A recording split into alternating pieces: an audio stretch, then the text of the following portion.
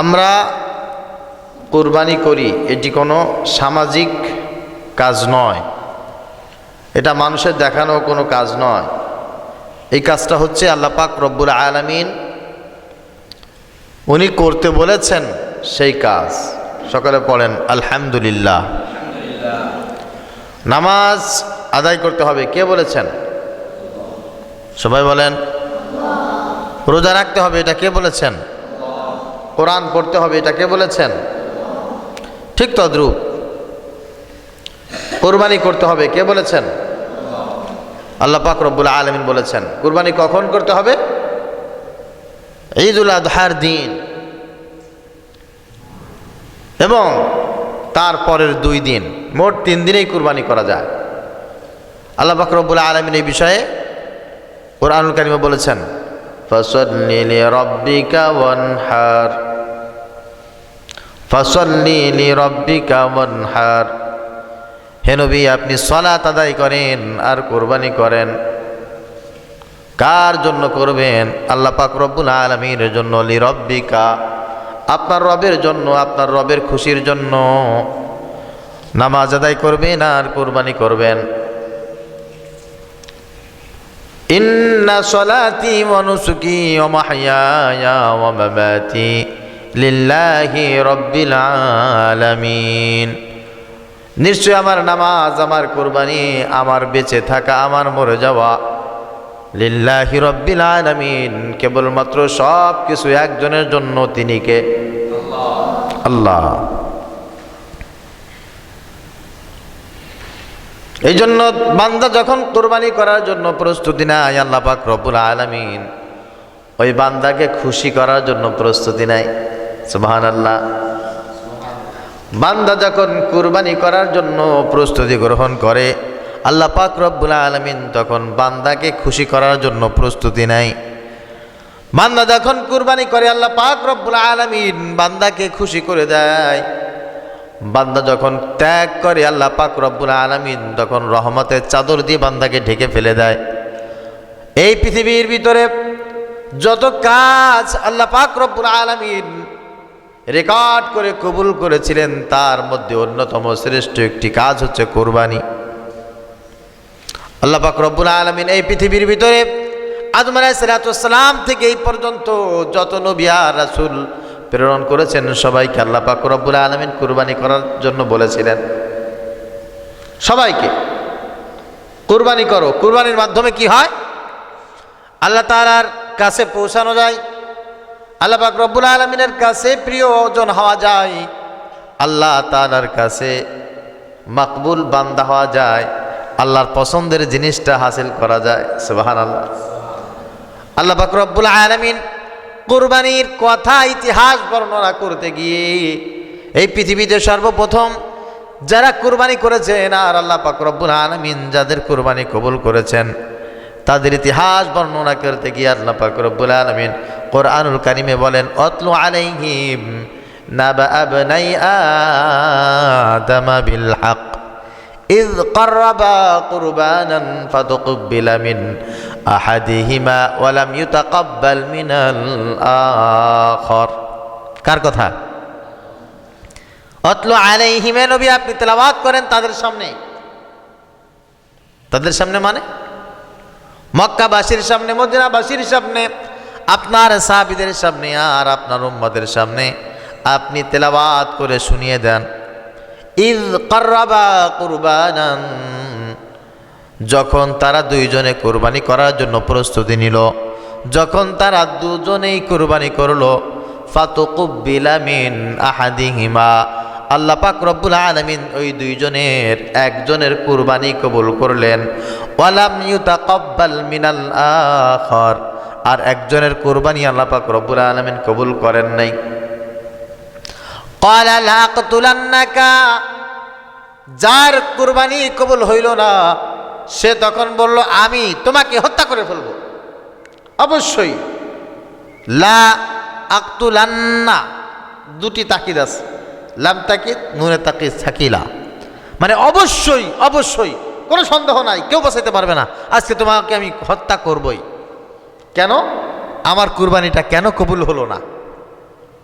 কুরবানি কবুল হয় না, সেই জন্য আরেকজনে কি করবে? খুন করবে। قال لأقتلنك قال إنما يتقبل الله من المتقين। পক্ষান্তরে যার কুরবানি কবুল হয়েছে সে তখন বলেছিল, দেখো আল্লাহ পাক রব্বুল আলামিন তাদের কুরবানি কবুল করেন যারা দিল থেকে একমাত্র শুধুমাত্র কেবলমাত্র আল্লাহ পাক রব্বুল আলামিনের জন্য কুরবানি করে। সুবহানাল্লাহ। এই কথাটা আল্লাহ পাক রব্বুল আলামিন হযরত আদম আলাইহিস সালামের দুটি সন্তান ছিল, একটার নাম হাবিল আর একটার নাম কাবিল। নাম শুনছেন আপনারা?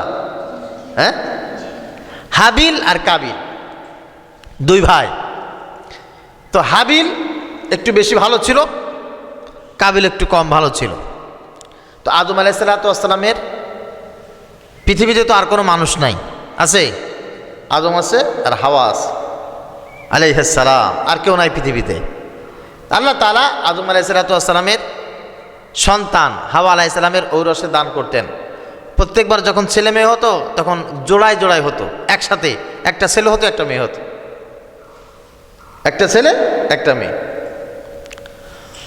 তো এই ছেলে মেয়ে যখন বড় হলো আল্লাহ পাক রব্বুল আলামিন হুকুম করলেন যে আদম, এই জোড়ার ছেলে আর এই জোড়ার মেয়ে তুমি বিয়ে দিয়ে দাও।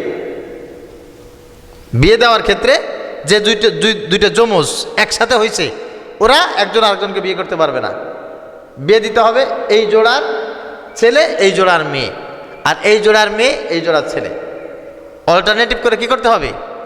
বিয়ে দিতে হবে। আদম আলাইহিস সালাম ঠিক সেই কাজটাই করলেন।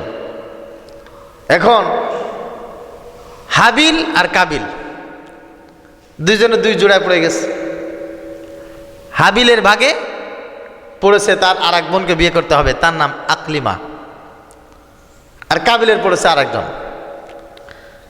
এখন কাবিলের যে বোনটার সাথে বিয়ে হবে সে একটু কম সুন্দর, খুব বেশি সুন্দর না, একটু কম সুন্দরী, আর আকলিমা একটু বেশি সুন্দরী।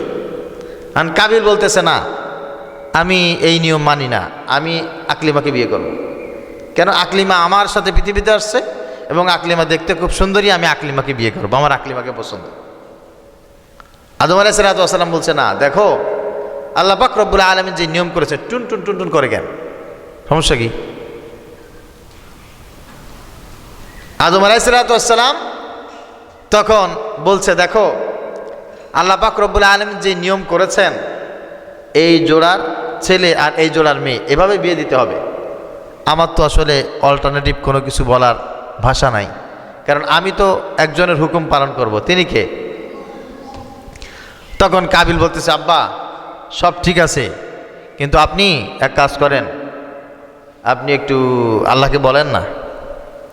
আদম আলাইহিস সালাম আল্লাহ পাক রব্বুল আলামিনকে বললেন, আল্লাহ পাক রব্বুল আলামিন বলছেন যে না, এটা তো আসলে সম্ভব না। তখন তারা দুইজনে বলল, কি আমাদেরকে একটা উপায় বলে দেন, এটা সুরাহা কিভাবে করা যায়, কারণ এই জ্ঞানজাম যদি লেগেই থাকে তাহলে তো সমস্যা। তখন বলা হলো যে তারা দুইজনে কুরবানি করবে, যার কুরবানিটা আল্লাহ পাক রব্বুল আলামিন কবুল করবেন তার উদ্দেশ্য পূরণ হবে। আদমকে বলা হলো, তুমি তোমার দুই সন্তানকে কুরবানি করার জন্য বলে দাও। হাবিল আর কাবিল দুইজনে কুরবানি করার জন্য প্রস্তুতি নিলেন। কুরবানি কি করতে হবে? যার কাছে যে জিনিসটা বেশি দামি বেশি প্রিয় ওই জিনিসটা থেকে আল্লাহ পাক রব্বুল আলামিনের রাস্তায় কুরবানি করতে হবে, দান করতে হবে। হাবিল তখন দুম্বার চাষ করত, ছাগলের চাষ করত, অনেক ছাগল ছিল তার। সঙ্গে সঙ্গে হাবিল তার ছাগলের পালের ভিতরে চলে গিয়ে সবচাইতে হৃষ্ট পুষ্ট মোটা যেই ছাগলটা আছে ওই ছাগলটা আল্লাহ পাক রব্বুল আলামিনের জন্য কুরবানি করার উদ্দেশ্যে বাবার কাছে ধরে নিয়ে চলে আসছে। পক্ষান্তরে কাবিল তার ছিল শস্য ক্ষেত ছিল তার, ওখানে চলে গেছে, যায়া কিছু গম কাটছে। গাইটা যেই গমগুলো চিটা মরাইটা নষ্ট হয়ে যাচ্ছে, হ্যাঁ, ছাগলে ছাড়া আর কিছু খাওয়ার মতো অবস্থা নেই। আমাদের দেশে চাউলের খুদ বা চিটা ধান এগুলো কি মানুষে খায়? এইগুলো রাখা হচ্ছে হাঁসের জন্য, মুরগির জন্য, ওই রকম আর কি। যেগুলো নষ্টা বাসি ছিল ওইগুলা বোঝা বাঁধতে নিয়ে আসছে। আমি বলতেছে আব্বা এই যে আমি আমার প্রিয় জিনিসটা দিয়ে দিলাম। তো কুরবানি করবে আল্লাহ পাক রব্বুল আলামিনের জন্য, নষ্ট পচা চিটা যা ছিল তাই নিয়ে চলে আসছে। এবার আদম আলাইহিস সালাতু ওয়াস সালাম বলছে যাও তুমি তোমার কোরবানির জিনিসটা ওই পাহাড়ের চূড়ায় রেখে আসো, আর তুমি তোমার কোরবানির জিনিসটা পাহাড়ের চূড়ায় রেখে আসো। পাহাড়ের উপর থেকে নেমে আল্লাহ পাক রব্বুল আলামিনের কাছে দোয়া করবে, আল্লাহ আমি তোমার জন্য মান্নত করেছিলাম, তোমার জন্য কোরবানি করলাম, রব্বুল আলামিন তুমি আমাদের কোরবানিকে কবুল করে নাও। দেখবে আকাশ থেকে একটা আগুনের ফুলকি এসে যার কোরবানিটা কবুল হবে তার কোরবানির বস্তুটাকে পুড়িয়ে জ্বালিয়ে ভস্ম করে দিবে। হাবিল চলে গেছে তার ছাগল নিয়ে, কাবিল চলে গেছে তার হাসাদ নিয়ে, তার ফসল নিয়ে ওখানে রেখে নিচেই দুইজনে এসে আকাশের দিকে তাকায় আছে। একটু পরে আগুনের একটা ফুলকি এসে হাবিলের সেই ছাগলটাকে জ্বালিয়ে পুড়িয়ে ভস্ম করে দিয়েছে। হাবিলের কোরবানি আল্লাহ পাক রব্বুল আলামিন কবুল করেছেন। কাবিলের শস্যের কোনো কিছু হয় নাই, তার ফসলের জায়গায় আছে। আল্লাহ পাক রব্বুল আলামিনের তরফ থেকে আদম আলাইহিস সালাতু ওয়াস সালামকে জানিয়ে দেওয়া হলো, ওগো আদম তোমার এই সন্তান হাবিল এর কোরবানি কবুল হয়েছে, সুতরাং এই মুহূর্তে আকলিমার সঙ্গে হাবিলের বিয়ে দিয়ে দাও, আর কাবিলের সঙ্গে তার অপর জোড়ের যে বোন আছে তার সঙ্গে বিবাহ দিয়ে দাও। এখন কোরবানি তো কবুল হবে কারটা? যে দিল থেকে আল্লাহ পাক রব্বুল আলামিনকে উদ্দেশ্য করে কোরবানি করবে, ঠিক কিনা? মানুষকে দেখার জন্য করলে হবে? হাবিলও কোরবানি করেছে, কাবিলও কোরবানি করেছে। হাবিলের কোরবানি কবুল হয়েছে, কাবিলেরটা কবুল হয় নাই। কাবিলেরটা যখন কবুল হয় নাই, সঙ্গে সঙ্গে কাবিলের উচিত ছিল কি, আহারে আমার রব আমার কুরবানি কবুল করে নাই, আমি তো এখন বড় জালেম হয়ে যাব।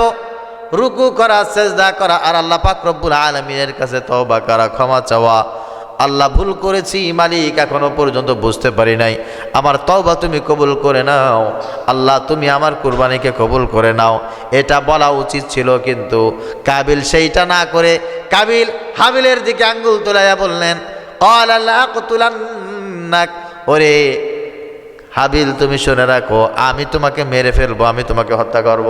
কেন? তোমার কোরবানি কেন কবুল হয়েছে, আমার কোরবানি কেন কবুল হয় নাই? তো কোরবানি কবুল না হলে তারা মারতে হবে। ক্বালা ইন্নামা ইয়াতাকাব্বালুল্লাহু মিনাল মুত্তাকিন, হাবিল তখন জবাব দিল, ওরে আমার ভাই শুনে নাও, আল্লাহ পাক রব্বুল আলামিন সবার কোরবানি কবুল করে না। আল্লাহ পাক রব্বুল আলামিন তার কোরবানি কবুল করেন যে ব্যক্তির মনের ভিতরে আল্লাহর জন্য মুহাব্বত আছে, ভালোবাসা আছে, যে ব্যক্তি আল্লাহর জন্য সব কাজগুলো করে, যে ব্যক্তি মুত্তাকি। ইন্নামা ইয়াতাকাব্বালুল্লাহ, আল্লাহ পাক রব্বুল আলামিন কেবলমাত্র তার কোরবানিকে কবুল করেন। লাইম বাসাত্তা ইলাইয়া ইয়াদাকা লিতাকতুলানি মা আনা বিবাসিতি ইয়াদিয়া ইলাইকা লিয়াকতুলাক।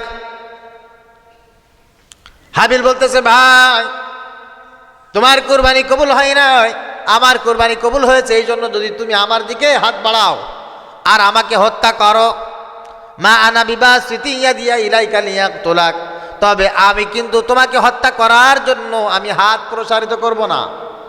তুমি আমাকে মেরে ফেলার চিন্তা ফিকির করতে পারো, আমি তোমাকে মেরে ফেলার চিন্তা ফিকির করতে পারি।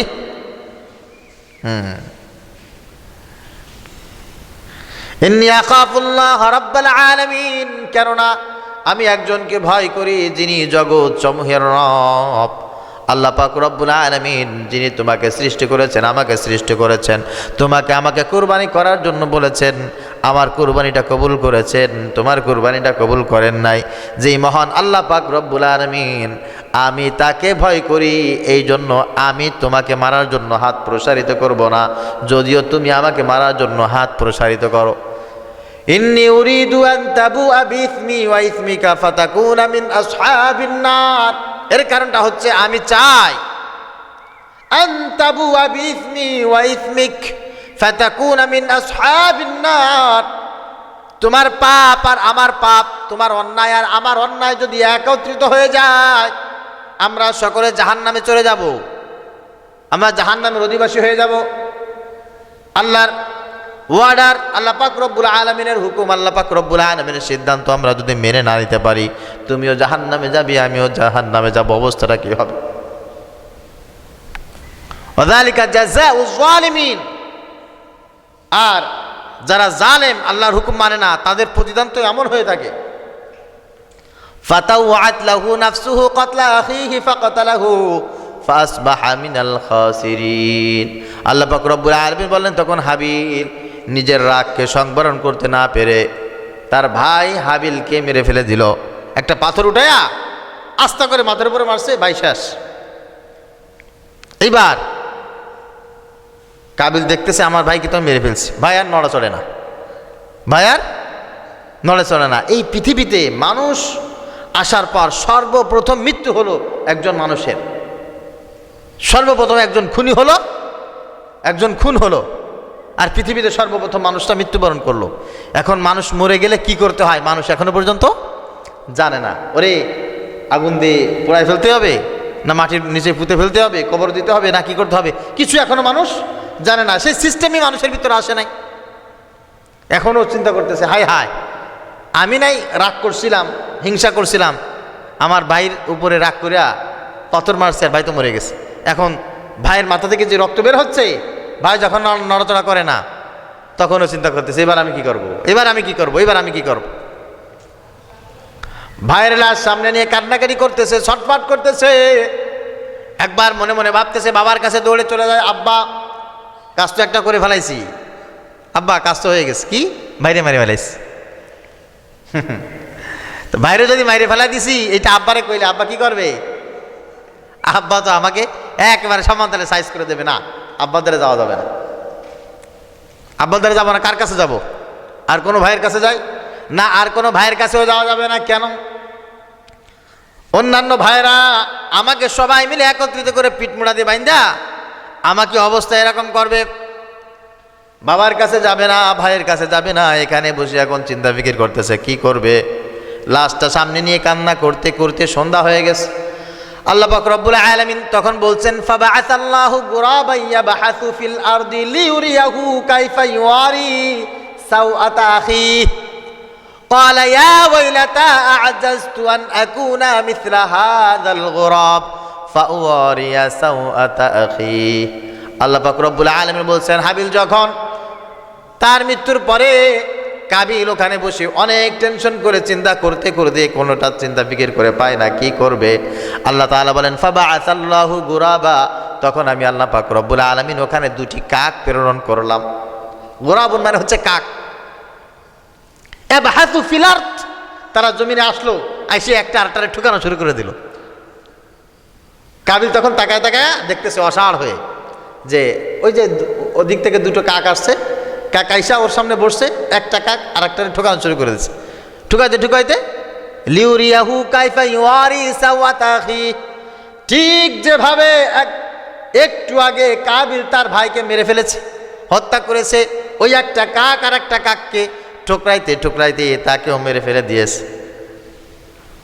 এখন ও চিন্তা করতেছে, হায় হায়, তাহলে একটু আগে আমি যে কাজ ঘটাইছি, আল্লাহ তাআলা মনে হয় এরকম কিছু একটা ঘটায় আমাকে বুঝাচ্ছে। এবারও আর একটু ধ্যান দিয়ে দেখতেছে, ঠিক তো মেরে ফেলছে, এখন কি করে দেখি, এবার কি করে দেখি। চোখের সামনে দিয়ে সেই কাকটা, জীবিত কাকটা মাটি খুঁড়ে একটা গর্ত তৈরি করে মৃত কাকটাকে ওখানে দিয়ে মাটি দিয়ে ঢেকে ফেলেছে। তখন এবার কাবিলের মাথার ভিতরে আসছে, হায় হায়, আমার তো এখন এরকম কিছু একটা করা উচিত। এখন আমি গর্ত খুঁড়বো আর আমার ভাইকে মাটির ভিতরে দিয়ে তারপরে ঢেকে ফেলে দিব। কাবিল এবার মাথার উপরে হাত রেখে বলছে, ক্বালা ইয়া ওয়াইলাতা, মাথার উপরে হাত দিয়ে বলতেছে, হায় আফসোস, আ'জাজতু, আমি এত বেশি দুর্বল হয়ে পড়েছি, আমার ব্রেনটা এত বেশি ওয়াকেজ হয়ে গেছে, অচল হয়ে গেছে, আন আকুনা মিছলা হাযাল গুরাব, আমি একটা কাকের চাইতে অধম একটা কাক, আর একটা কাককে দুনিয়া থেকে বিদায় নেওয়ার পর ওই কাকটাকে কি করতে হবে ওই কাকটা জানে, কিন্তু আমি আমার ভাই তাকে মেরে ফেলার পর তাকে কি করতে হবে আমি এটা জানি না। আমি একটা কাকের চাইতে অধম। সাওয়ারিয়া সাওআতা আখি, আমার ভাই, এখন আমি তাকে কি করব? এটা একটা কাকের কাছ থেকে শিক্ষা নিলাম, আমার চাইতে অধম আর কেউ হতে পারে না। ফাসবাহা মিনান নাদিমিন, তখন কাবিল বলতেছে, হায় হায়, আমি তো বড় লজ্জিত হয়ে গেলাম, আমি তো বড় ছোট হয়ে গেলাম, আমি বড় অপমানিত হয়ে গেলাম দুনিয়ার বুকে। আমার চাইতে এই মুহূর্তে অপমানিত ছোট আর কোনো মানুষ নাই। এই জন্য কাবিলের কথা, হাবিলের কথা আল্লাহ পাক রব্বুল আলামিন নবীজি সাল্লাল্লাহু আলাইহি ওয়াসাল্লামকে বলছেন, ওয়াতলু আলাইহিম, আপনি তেলাওয়াত করেন, নাবা আবনাই আদম বিল হক, আদম আলাইহিস সালাতু ওয়াস সালামের দুই সন্তানের কথা। ইয কররাবা কুরবানান, যখন তারা দুইজনকে আল্লাহ পাক রব্বুল আলামিন কুরবানি করার কথা বললেন, আর যখন তারা কুরবানি করলো, ফাতুকুব্বিলা মিন আহাদিহিমা, একজনের কুরবানি কবুল হয়ে গেল, ওয়ালাম ইয়াতাকাব্বাল মিনাল আখার, আর একজনের কুরবানি কবুল হইল না। যার কুরবানি কবুল হয় নাই, কুরবানি কবুল না হওয়ার কারণে সে বলতেছে, ক্বালা লা আকতুলান্নাক, আমার কুরবানি কেন কবুল হলো না, এই জন্য আমি অবশ্যই অবশ্যই তোমাকে হত্যা করব, অবশ্যই হত্যা করবে। তা কুরবানি কবুল না হলে কি একজন আরেকজনকে মেরে ফেলতে হবে নাকি? হ্যাঁ, কুরবানি কবুল না হলে কবুল করার জন্য আল্লাহ পাক রব্বুল আলামিনের কাছে বলতে হবে।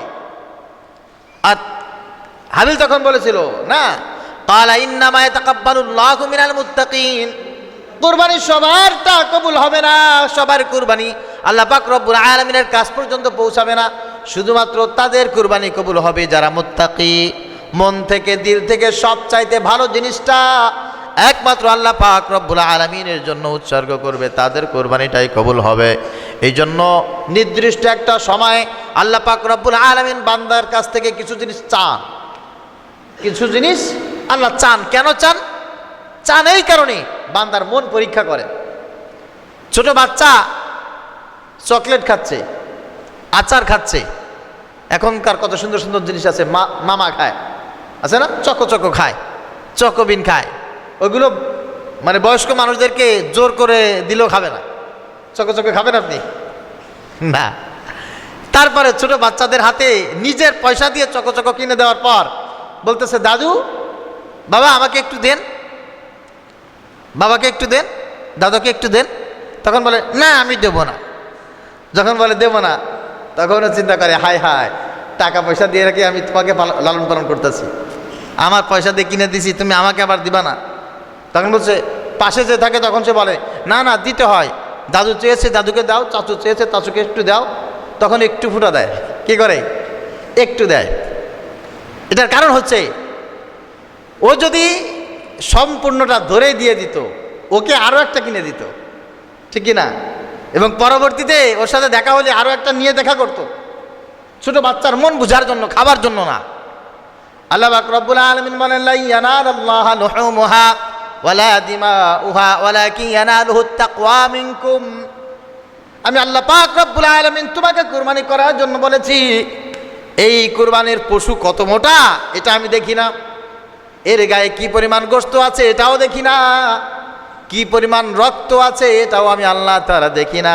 ওয়ালাকিন ইয়ানালুহুত তাকওয়া মিনকুম, আমি আল্লাহ পাক রব্বুল আলামিন দেখি তোমার মনের ভিতরের অবস্থাটা কি, মনের ভিতরের অবস্থাটা কি, এইটা একটু দেখি। কোরবানি দিচ্ছ মানুষকে দেখানোর জন্য, নিজের ক্ষমতা প্রকাশ করার জন্য, নাকি আল্লাহ পাক রব্বুল আলামিনের খুশির জন্য? আমি একটা উদাহরণ কয়েকবার কয়েক জায়গায় কুরবানি উপলক্ষে দিয়েছি। রূপসা একজন মানুষ আছে, নামটা বলবো না, উনি প্রত্যেক বছর প্রায় 15-20 বছর উনি নিজে গরু লালন পালন করে তারপরে কুরবানি দেয়। তা যেদিন আমাদের সামিরুল হক লালাভাই মারা গেছে, ওই দিন কুরবানি দিন ছিল। ওনার গরুটা গোয়ালঘর থেকে বের করতে 5-6 জন লাগে, এরকম বিশাল বড় গরু কুরবানি দেয়। আর কুরবানি করতে হবে ইমরানের। যতদিন আমি অচিন্তনা মাদ্রাসায় ছিলাম সবসময় তার কথা, কুরবানি করতে হবে ইমরানের। মাশাআল্লাহ আমি গেছি কুরবানি করতে, তো সবাই আসছে, আমি বলছি ভাই আপনি আসেন একটু ধরেন, বলে না আমি ধরতে পারবো না, আমি ধরতে পারবো না। তা আমি চিন্তা করছি মনে হয় অসুস্থ, এরকম কোনো কাহিনী টাহিনী একটা কিছু হবে। তা আমি জবাই দিস। যখন গরু কুরবানি হয়ে গেছে, আমি দেখতেছি যে পিছন থেকে কান্নার আওয়াজ, হাই রে কান্নার আওয়াজ, দেয়ালের সাথে মাথা দিয়ে এমন করে চিল্লা চিল্লা কাঁদতেছে। তখন আমি আসলে বুড়োটা ভেঙে গেছে। আমি বলছি, ভাই অবস্থা কি, কান্না করতেছেন? তখন বলতেছে যে আমি এই একটা বছর এই প্রথম যেদিন গরুটাকে এই গোয়ালের ভিতরে ঢুকাইছিলাম আর বের করি নাই, এর জন্য 2টে ফ্যান রাখছি আমি। কারেন্ট চলে গেলে আমি উঠা একে বাতাস দিতাম, আইসা একে খাবার দিয়ে তারপরে আমি খাবার খাইতাম, এর খাবারের ব্যবস্থা করে দিয়ে তারপর বাড়ি থেকে যেতাম। একটা বছর এর সাথে আমার যে সুসম্পর্ক তৈরি হয়েছে, সেই সুসম্পর্কর এই বিষয়টা আমি চোখের সামনে দেখে কিভাবে সহ্য করব, একে হারিয়েছি। আর এর জন্য যে ভালোবাসা আমার জন্ম হয়েছে, সেই ভালোবাসাটা আমি আল্লাহর জন্য কোরবানি করে দিয়েছি। কোরবানি তো এইটার নাম। আল্লাহ পাক রব্বুল আলামিন বলছেন, ওয়ালাকি ইয়ানালুহুত তাকওয়া মিনকুম, আমি দেখি তোমার কলিজার ভিতরে, দিলের ভিতরে ভালোবাসাটা কি পরিমাণ। এই জন্য আল্লাহ পাক রব্বুল আলামিন বলেন, কুরবানিটা হচ্ছে একটা নিদর্শন, নিছক সামাজিকতা, কেবলমাত্র একটা ইবাদত এটা মনে করলে হবে না। ওয়ামান ইউআযযিম শাআইরাল্লাহি ফাইন্নাহা মিন তাকওয়াল কুলুব, তোমার দিলের ভিতরে আল্লাহর মোহাব্বত আছে নাকি নাই? তোমার দিলের ভিতরে আল্লাহর ভালোবাসা আছে না নাই?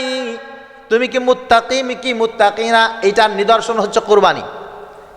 এইটার নিদর্শন এক কথায় এই হাদিসের, এই কোরআন কারীমের এই আয়াতের, সূরা হজ্জের এই আয়াতের ব্যাখ্যা ইমাম 3 রকম বলেছেন।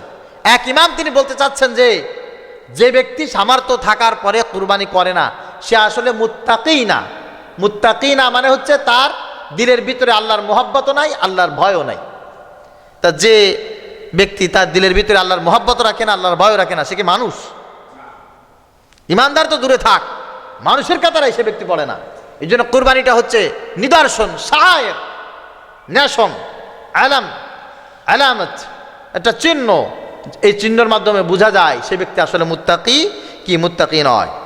শুধু তাই না, একজন ছাত্র সারা বছর লেখাপড়া করে, কিন্তু পরীক্ষাটা এমন একটা বিষয়, ওই পরীক্ষাটা যখন চলে আসে সেই ছাত্র ভালো নাকি খারাপ, লেখাপড়া করেছে কি করে নাই, সব কিছু প্রকাশ পেয়ে যায় পরীক্ষার সময় আসলে।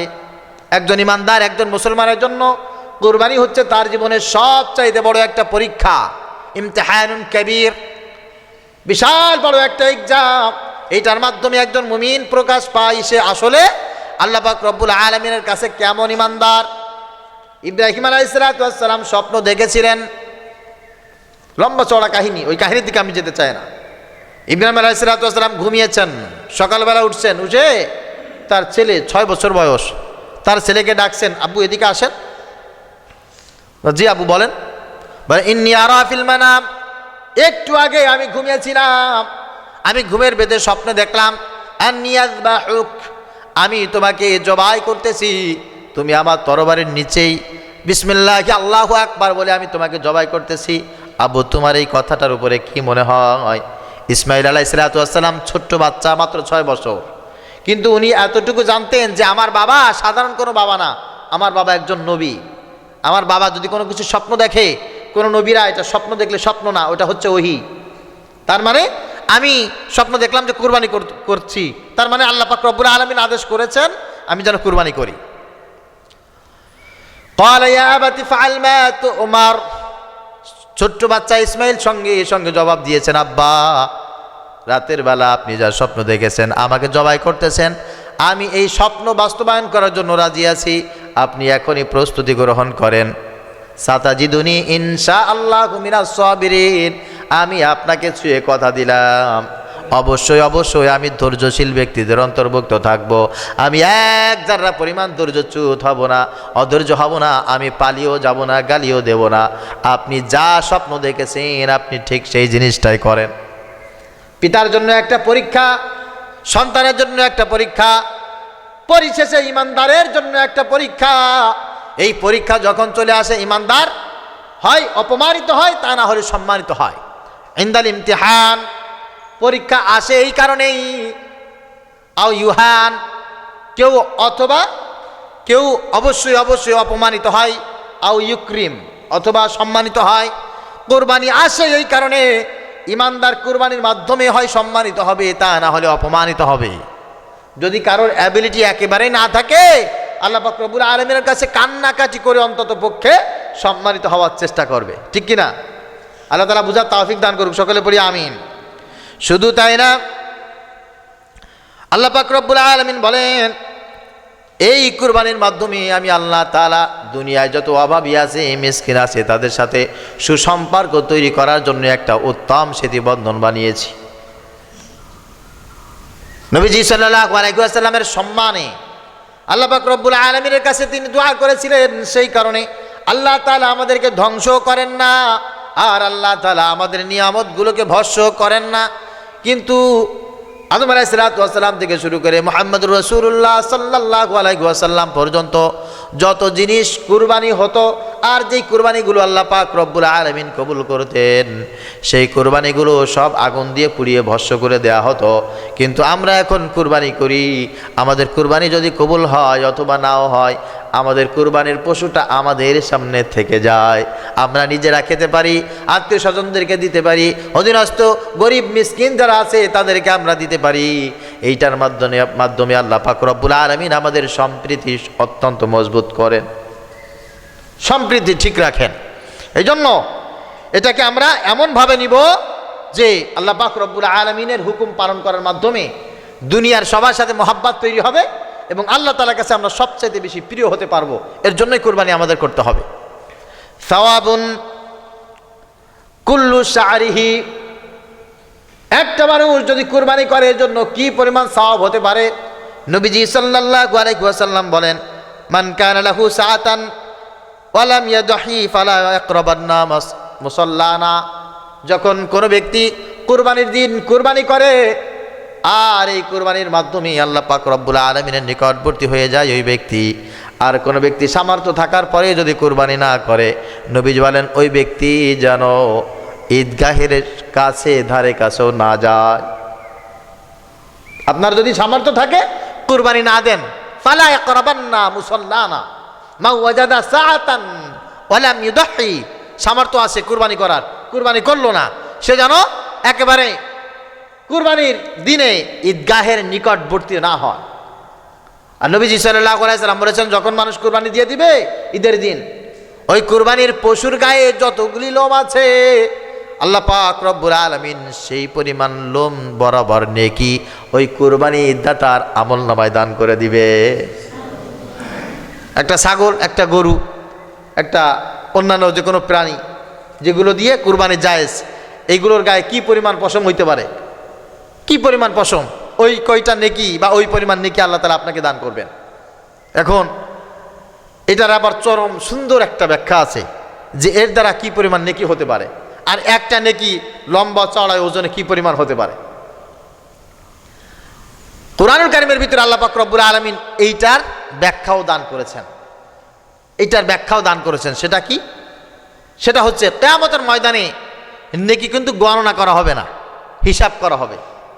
গণনা করা হবে নাকি হিসাব করা হবে? একই তো হলো।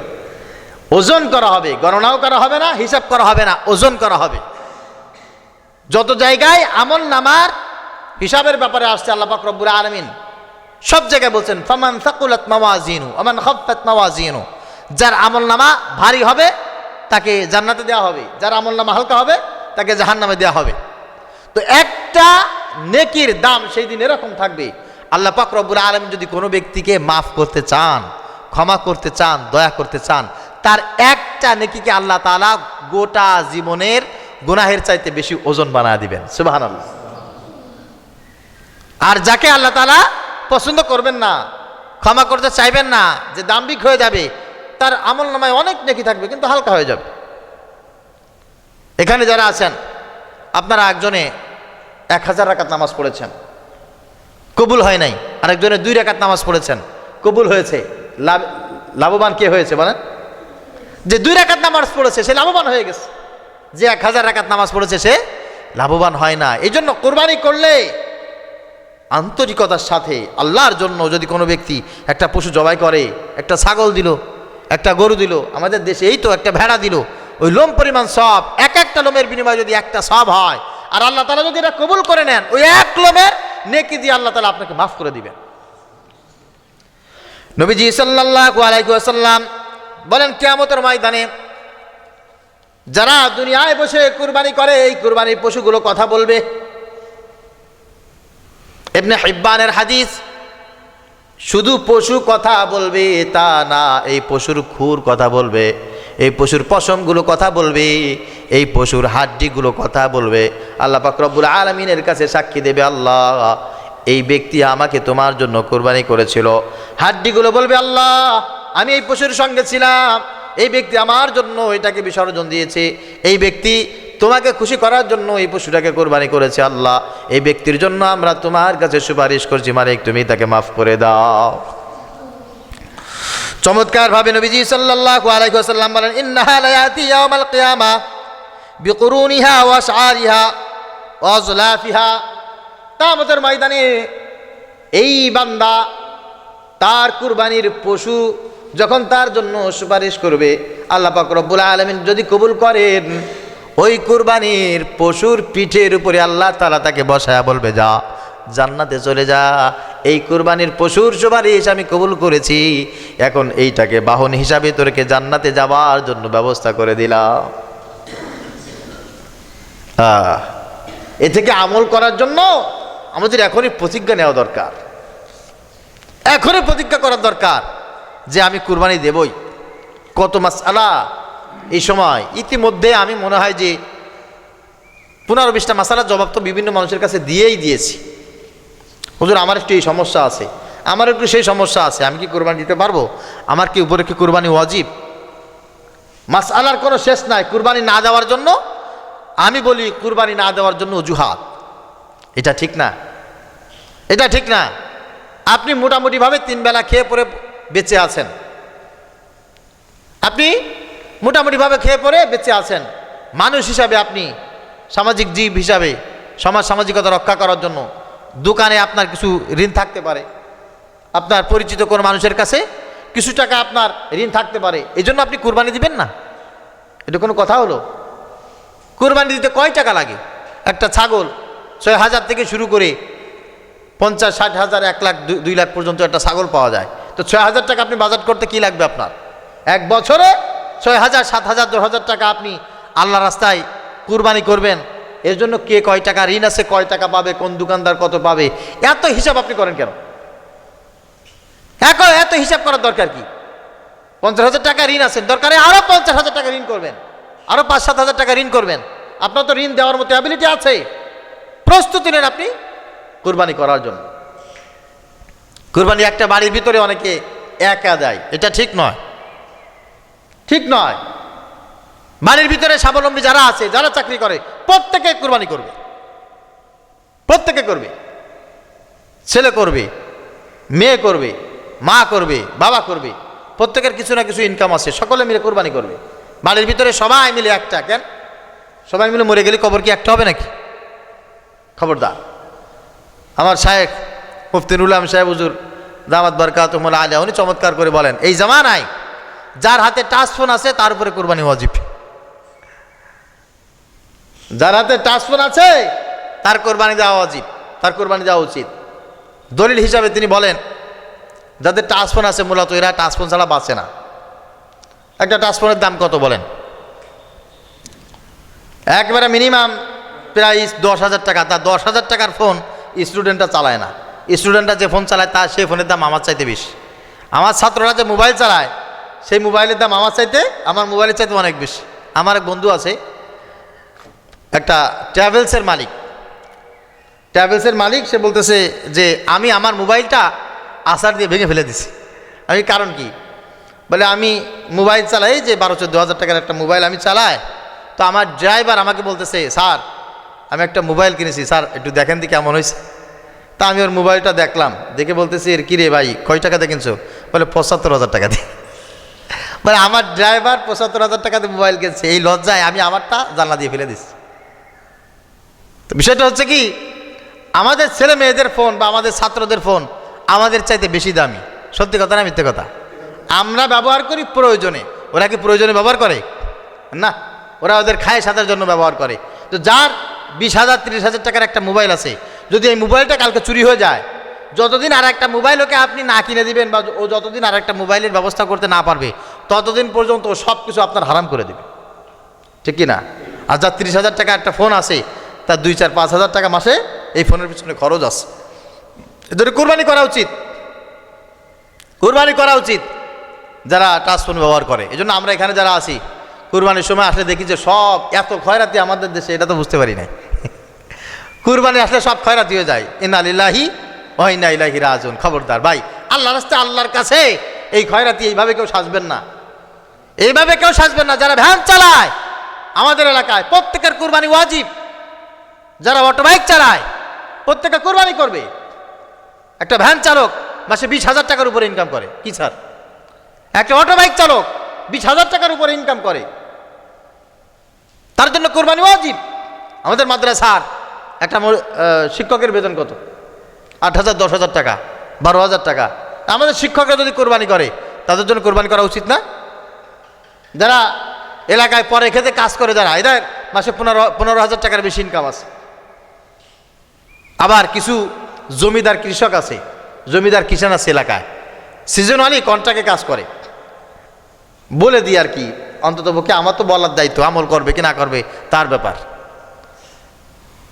এমন এমন সময় আছে সিজনালি ধান কাটার জন্য কন্ট্রাক্ট নেয়, বরজ বাঁধার জন্য বা বরজের সলার জন্য কন্ট্রাক্ট নেয়। এদের ইনকাম মাসে 50,000 টাকারও বেশি। মাসে কি কয় টাকা? 50,000 টাকার উপরে এদের ইনকাম আছে। হ্যাঁ, 12 মাস না, কমপক্ষে 6 থেকে 8 মাস। এরা জীবনে কোনো দিন কোনো জায়গায় কুরবানি দেয় না, সব জায়গায় আল্লাহর রাস্তায় ভিক্ষার হাত তুলে পড়ে বসে থাকে। কেন? ও যে পরে খেতে কাজ করে, পরের জন্য কাজ করে। তো কাজ করলে মানুষ খয়রাতি হয় নাকি? কথা বলেন? কাজ করলে মানুষ খয়রাতি হয়, কাজ না পাইলে না মানুষ খয়রাতি হয়। কাজ করবে, কাজ পাচ্ছে না, তাহলে না সে খয়রাতি হবে। সকালেও কাজ করছে, রাতেও কাজ করছে, দিনও কাজ করছে, না, এই কাজটা কেউ করবেন না। এজন্য কোরবানি আসলে মানুষ সব অটো খয়রাতি হয়ে যায়। আল্লাহর রাস্তায় আপনাদেরকে বলবো, অটো খয়রাতি হয়েন না। যার যে অবস্থায় যেখানে আছেন নিয়াত করে কোরবানির জন্য প্রস্তুতি গ্রহণ করেন।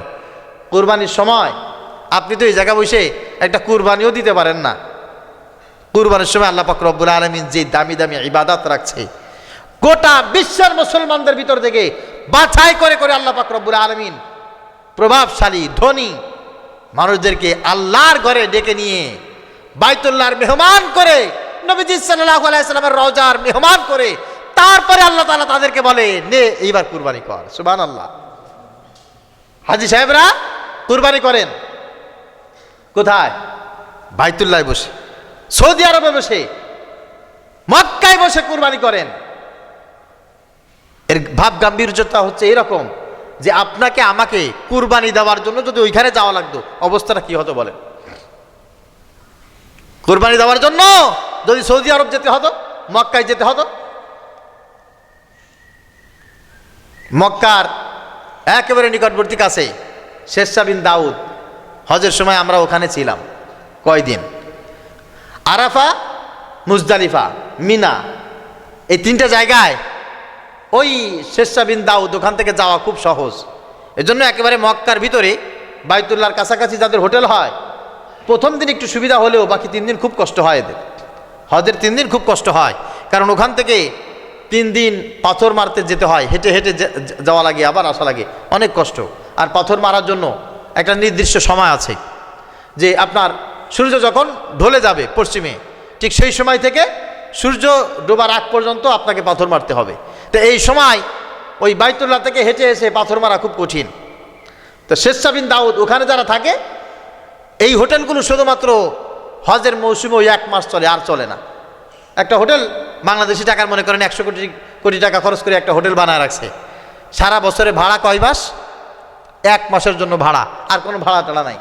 ওই সময় ওখানে যারা থাকে তাদের জন্য খুব সহজ হয়, আর ওখানে থেকে সব কিছু চোখের সামনে দেখে উপলব্ধি করতে খুব বেশি সহজ হয় আর কি। আমরা ওখান থেকে হাঁটতে হাঁটতে গিয়ে মুজদালিফায় গেছি, মিনায় গেছি, ওখানে গিয়ে পাথর মেরেছি। আরে সেই জায়গাটা এখনো পর্যন্ত পাহাড়ের উপরে চূড়ায় একটা শিলের মতো, আমাদের দেশে পাটাপুতো বলে না, শিলের মতো একটা পাথর ওখানে দিয়ে রাখা হয়েছে একটা চিহ্ন করে। আর ওখান থেকে মুআল্লিম সাহেব দেখায় দেয় এটা সেই জায়গা যেই জায়গায় আল্লাহ পাক রব্বুল আলামিন হযরত ইব্রাহিম আলাইহিস সালাতু ওয়াস সালামকে অর্ডার করার পর ইব্রাহিম আলাইহিস সালাতু ওয়াস সালাম ওই জায়গায় তার সন্তান ইসমাইলকে শুইয়ে তরবারি দিয়ে বারবার জবাই করার জন্য চেষ্টা করেছিলেন।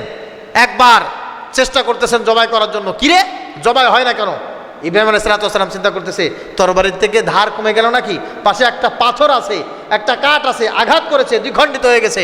উনি নিজের চোখ বেঁধে আবার শুরু করেছে জবাই করা। কিরে জবাই হয় না কেন?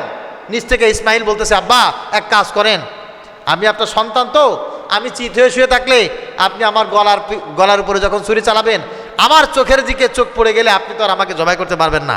এক কাজ করেন, আপনি চোখ বেঁধে দেন আর আমাকে উপর করে শুইয়ে দেন বুট করে, আমি যেন আপনার চোখে চোখ দিয়ে তাকাইতে না পারি, আর আপনিও যেন চোখ দিয়ে তাকিয়ে আমাকে জবাই করতে না পারেন।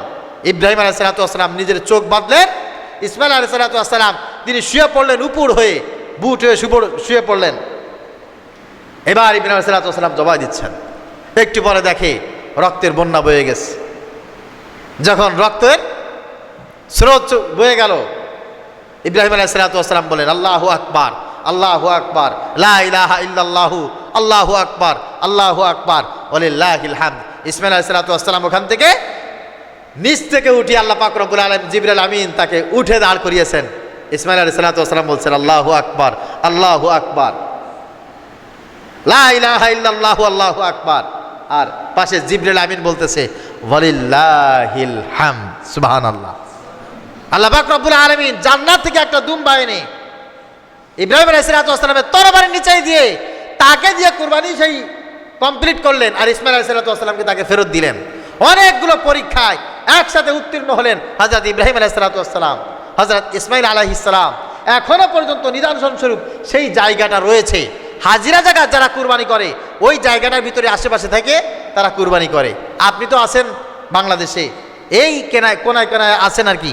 আপনাকে কুরবানি করার জন্য যদি ওই জায়গায় যাওয়া লাগতো, অবস্থাটা কি হতো বলেন? ওই কয় টাকা খরচ করে জীবনে একবার কুরবানি করার সৌভাগ্য হতো আপনার? আপনি বাড়ি বসে আছেন, আপনার নিজের পালিত পশু আছে, আপনি এত অজুহাত কেন দেখান? দিয়ে দেন না, একটা কুরবানি দিয়ে দেন না আপনি আল্লাহর হস্তে। খাবে কে? ওই কলকাতা থেকে কেউ আসবে না, নোয়াখালী ঢাকা থেকেও কেউ আসবে না, আপনি খাবেন, আপনার অধীনস্থ যারা আছে তাদেরকে খাওয়াবেন। খবরদার প্রিয় ভাইয়েরা আমার, কুরবানিটা আমাদের এলাকায় বা আমাদের ভিতরে কুরবানির পার্সেন্টেজ এত বেশি কমে যাচ্ছে, যেটা আমাদের জন্য অতি দুঃখের কারণ। এটা দ্বারা বোঝাই যায় আমরা একেবারে তাকওয়ার জিরো কোঠায় আমরা চলে আসছি। এজন্য আমি আপনাদের সবাইকে বলবো যে আপনারা কুরবানি করার জন্য প্রস্তুতি গ্রহণ করেন। যার যে অবস্থা আছেন, ঋণ আছে, থাকবে, সমস্যা কি? টাকা পয়সা কাছে নেই, সমস্যা কি? যেভাবে টাকা পয়সা হলে আপনি বাজার না থাকলে আপনি বাজার করতেন, সেইভাবে একটু ব্যবস্থা করেন না। সর্বোপরি কুরবানির মাসআলা তো অনেক মাসআলা, আমি আজকের একটাও বলি নাই, আমি শুধু ফাজাইল বলেছি, করণীয় বলেছি। আল্লাহ পাক রব্বুল আলামিন সর্বপ্রথম আমাকে যারা শুনছেন সবাইকে আমল করার তৌফিক দান করুক, সকলে বলি আমিন।